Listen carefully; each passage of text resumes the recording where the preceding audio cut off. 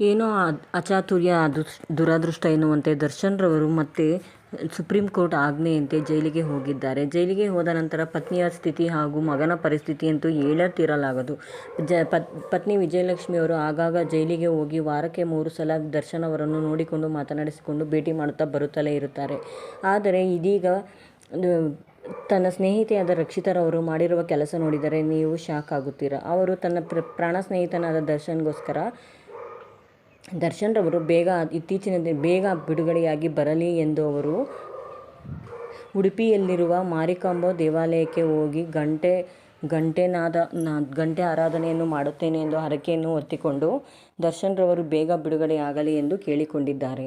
ಹಾಗೂ ದರ್ಶನ್ ರವರ ಪ್ರಾಣ ಸ್ನೇಹಿತೆಯಾದ ರಕ್ಷಿತಾರವರು ಇಂದು ರಮ್ಯಾ ವಿಚಾರಣೆಯಲ್ಲೂ ಕೂಡ ಅವರು ದರ್ಶನ್ ರವರ ಪರ ಮಾತನಾಡಿದ್ದರು. ಹಾಗಾಗಿ ಟೀಕೆಗೆ ಒಳಗಾಗಿದ್ದರು. ಆದರೂ ಪ್ರಾಣ ಸ್ನೇಹಿತನನ್ನು ಬಿಡದೇ ಇರುವ ರಕ್ಷಿತಾರವರು ದರ್ಶನ್ ರವರು ಏನೂ ತಪ್ಪು ಮಾಡಿಲ್ಲ, ಸತ್ಯ ಯಾವತ್ತೂ ಕಹಿ, ಆದರೆ ಆಚೆ ಬೇಗ ಬಂದೇ ಬರುತ್ತಾರೆ ದರ್ಶನ್ ರವರು ಎಂದು ಹೇಳಿಕೊಂಡು ಇತ್ತೀಚಿನ ದಿನಗಳಲ್ಲಿ ರಕ್ಷಿತಾರವರು ದರ್ಶನ್ ರವರನ್ನು ಬೇಗ ಆಚೆ ಬರಲಿ ಎಂದು ಅವರ ಕುಟುಂಬದ ಆಕ್ರಂದನ ನೋಡಲಾಗುತ್ತಿಲ್ಲ.